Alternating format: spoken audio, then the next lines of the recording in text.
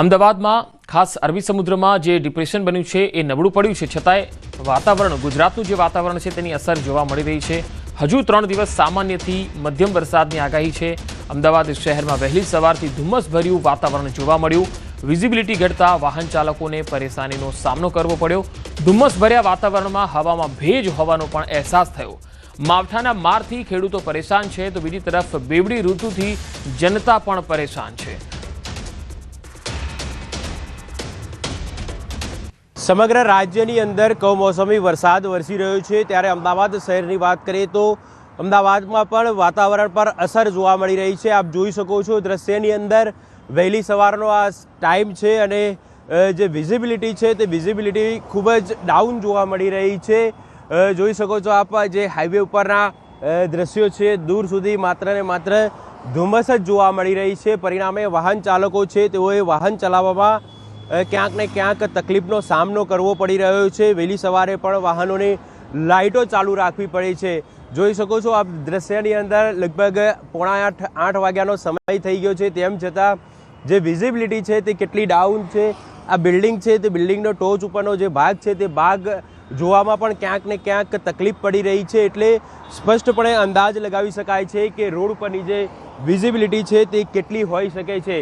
વાહન ચાલકો છે તેમણે વાહન ચલાવવામાં પણ ભારે તકલીફ પડી રહી છે, કારણ કે જે સ્પષ્ટપણે આગળનું જે દ્રશ્ય છે તે જોઈ શકાતું નથી। એટલે ક્યાંક ને ક્યાંક કમોસમી વરસાદની અસર વાતાવરણ પર પડી હોય તેવું લાગી રહ્યું છે।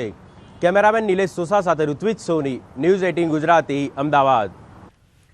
હવે બોટાદ શહેરથી પણ આવી તસવીરો આવી રહી છે। બોટાદ શહેરના મુખ્ય માર્ગો પર ધુમ્મસભર્યું વાતાવરણ છે। શહેરના પાળિયાદ રોડ, ભાવનગર રોડ પર ધુમ્મસની ચાદર છે। ગઢડા રોડ, સાળંગપુર રોડ સહિત આસપાસના વિસ્તારોમાં અસર જોવા મળી। વિઝિબિલિટી ઘટતા રોડ પર વાહન ચાલકોને હાલાકી પડી। લાઇટો ચાલુ રાખીને વાહનોને ધીમી ગતિએ ચલાવવા ચાલકો મજબૂર બન્યા। બોટાદ શહેર અને ગ્રામીણ પંથકમાં ધુમ્મસનું સામ્રાજ્ય છવાયેલું છે। વહેલી સવારથી જ બોટાદ શહેર અને આસપાસના ગ્રામીણ વિસ્તારોમાં ધુમ્મસની ચાદર જોવા મળી હતી અને વાહન ચાલકોને લાઇટ ચાલુ કરીને વાહન હંકારવાની ફરજ પડી હતી। તો રાજ્યના અનેક શહેરોમાં વહેલી સવારે ધુમ્મસનું વાતાવરણ જોવા મળ્યું છે। અમદાવાદ બાદ બોટાદમાં પણ આવી જ સ્થિતિ જોવા મળી છે। વિઝિબિલિટીમાં ઘટાડો જોવા મળ્યો અને બોટાદમાં તો ઝીરો વિઝિબિલિટી જોવા મળી હતી। પાળિયાદ રોડ, ભાવનગર રોડ પર ધુમ્મસની ચાદર છવાયેલી છે।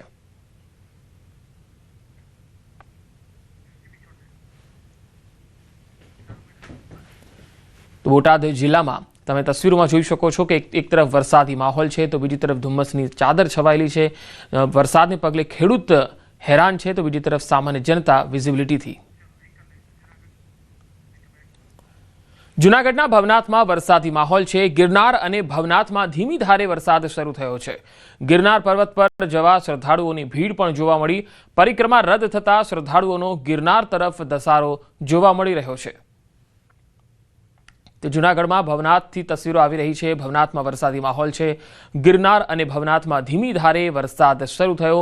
ગિરનાર પર્વત પર જવા માટે શ્રદ્ધાળુઓની ભીડ, પરિક્રમા રદ થવાથી શ્રદ્ધાળુઓનો ગિરનાર તરફ ધસારો વધ્યો છે।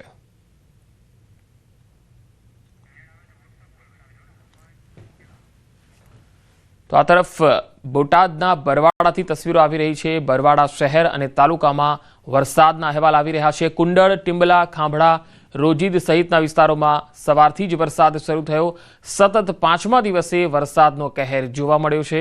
બોટાદથી આ તસવીરો તમે જોઈ શકો છો। માવઠાને લઈ ખેડૂતોમાં ચિંતાનો માહોલ જોવા મળી રહ્યો છે।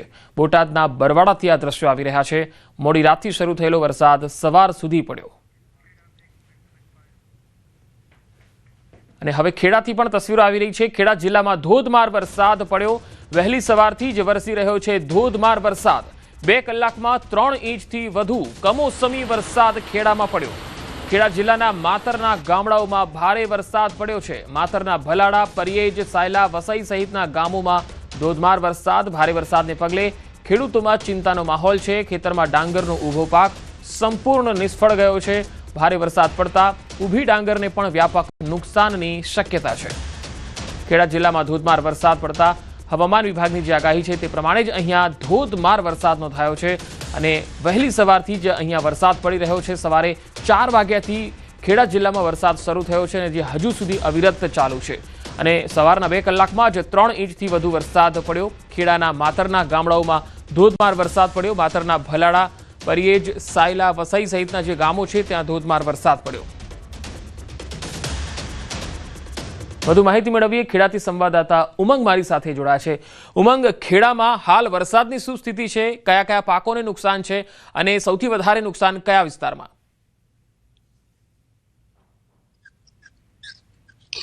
બિલકુલ ચોક્કસથી પંકજ, જે પ્રકારે વાત કરવામાં આવે તો હવામાન વિભાગની આગાહી પ્રમાણે છેલ્લા 4 દિવસથી કમોસમી માવઠાનો માર ખેડા જિલ્લાના ખેડૂતોને મારી રહ્યો છે.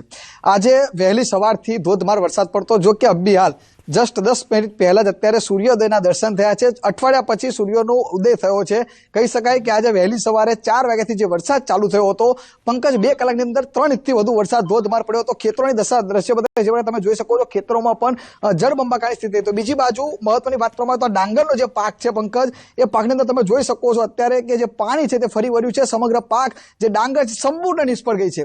એક આશા બંધાયેલી હતી ખેડૂતોને, કારણ કે જે પ્રકારે કાપેલી પાક ડાંગર નુકસાન થતું હતું, જે પ્રકારે વરસાદ, પરંતુ વધુ વરસાદ પડવાના કારણે હવે પછી જે ખેતરમાં ઊભો પાક હતો તે તમામ પાક અત્યારે પડી ગયો છે અને આ પાકની ઉપર પાણી ફરી વળ્યું છે અને તેના કારણે હવે આ ડાંગર છે તે હવે ખેડૂતના હાથમાં આવવા નથી. માત્ર આની અંદર હવે ખેડૂતે આ ડાંગરને કાઢવા માટે વધારાનો ખર્ચ કરવો પડશે. સૌથી મહત્વની વાત કરવામાં આવે પંકજ, તો ખેડા જિલ્લામાં 6 લાખ હેક્ટરથી વધુ ડાંગરનું વાવેતર થતું હોય છે અને આ વાવેતરની અંદર માત્ર 50,000 હેક્ટરમાં ડાંગરનો કાપ કરીને ડાંગર બહાર લણણી કરવામાં આવી હતી. બાકીની તમામ પાક છે તે ખેતરમાં હતો. ખેડૂતોને એક આશા બંધાયેલી હતી કે કમોસમી માવઠું આવ્યું છે, પરંતુ આ જે ડાંગરનો પાક છે તે ઊભો પાક છે તેને નુકસાન નહીં જાય, પરંતુ અવિરત પડી રહેલા વરસાદના કારણે આ સંપૂર્ણ પાક અત્યારે નિષ્ફળ ગયો છે. દ્રશ્યો બધા જે તમે જોઈ શકો છો, આ તમામ પાક છે તે અત્યારે પડી ગયો છે. અંદર કહી શકાય કે અંદર પગ ડૂબી જાય એટલું ખેતરોમાં પાણી થઈ ગયું છે અને આ પાણી હોવાના કારણે હવે ખેડૂતના મોંમાં આવેલો કોળિયો છીનવાઈ ગયો છે. મહત્વની વાત કરવામાં આવે તો ખેડા જિલ્લામાં અન્ય પાકોની વાત કરવામાં આવે તો કપાસ, મગફળી જેવા પાકો પર આગળ કરવામાં આવતા હોય છે. કપડવંત તાલુકાના જે ગામડાઓ છે ત્યાં આગળ કપાસનો પાક, મગફળીનો પાક થતો હોય છે, તે પણ અત્યારે પાણીમાં નિષ્ફળ ગયો છે. બીજી બાજુ અત્યારે તમાકુની વાવેતરનો સમય છે, તો ખેડૂતોએ જે તમાકુનું વાવેતર કર્યું હતું તેની પર પણ પાણી, વરસાદ આવવાના કારણે તે પણ ક્યાંક ને ક્યાંક ધોવાયો છે. કહી શકાય પંકજ કે આ વખતેનો જે કમોસમી માવઠું છે તે ખેડૂતોને કમર તોડી નાખી છે, કારણ કે કહી શકાય કે 4 મહિના જેટલી મહેનત કરી ખેડૂતે ડાંગરનો પાક તૈયાર કરતો હોય છે. સૌથી મહત્વની બીજી વાત કરું તો ખેડા અને આણંદ જિલ્લો એટલે કે ચરોતર પ્રદેશ મુખ્યત્વે પશુપાલક પર નિર્ભર હોય છે અને આ જે ડાંગર છે તેનું જે ઘાસ છે તે પશુઓને આખું વર્ષ દરમિયાન ખવડાવવા માટે સૂકા ઘાસ તરીકે તેનો ઉપયોગ કરવામાં આવતો હોય છે, પરંતુ આ સંપૂર્ણ ઘાસ છે તે પણ નિષ્ફળ ગયું છે અને ખેડૂતોની કમર અત્યારે તૂટી રહી છે. કહી શકાય ચોક્કસથી કે જે પ્રકારે પશુપાલકો છે તે પોતે હવે ઘાસ પશુઓ માટે ક્યાંથી લાવે તેવા અનેક પ્રશ્નો અત્યારે ઉદ્ભવી રહ્યા છે. મહત્વની બીજી વાત કરવામાં આવે તો સરકાર દ્વારા સર્વે હાથ ધરવામાં આવે છે, પરંતુ જે ખેડૂતો છે તે કહી રહ્યા છે કે સર્વે કરી માત્ર 4 કે 5 હજાર રૂપિયા સહાય આપવામાં આવશે, પરંતુ અમારો જે ઘાસચારો છે, અમારી જે ડાંગર સંપૂર્ણ નિષ્ફળ ગઈ છે, અમારો જે ખર્ચો 25,000 તેનું વળતર કેવી રીતે મળશે તે રીતે ચિંતા અત્યારે ખેડૂતો વ્યક્ત કરી રહ્યા છે. જી પંકજ. જી ઉમંગ, આભાર સમગ્ર માહિતી આપવા માટે.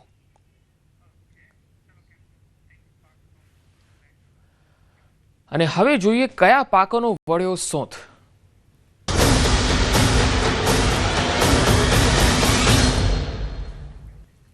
જામનગર જિલ્લામાં કમોસમી વરસાદે કહેર મચાવ્યો. લાલપુરમાં છેલ્લા 2-3 દિવસથી જે વરસાદ પડ્યો છે અને જે વાતાવરણ છે, શિયાળામાં વરસાદને પગલે મગફળીના પાકનો સોંથ વળ્યો છે. અહીં ભારે નુકસાની ગઈ છે. ખેડૂતોની આ પરિસ્થિતિમાં સરકાર વહારે આવે તેવી માંગ કરી છે.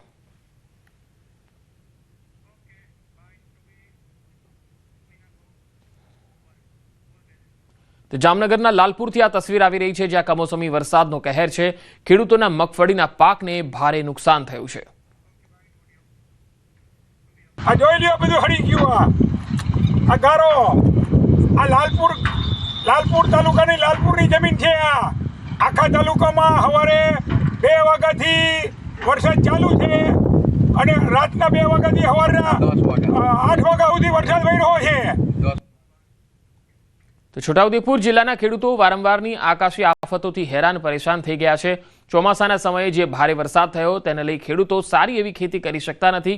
કેટલાક ખેડૂતોને પાકમાં પણ નુકસાની આવી, જેમાંથી માંડ બેઠા થયા ત્યાં ફરી કમોસમી વરસાદે ખેડૂતોની કમર તોડી નાખી.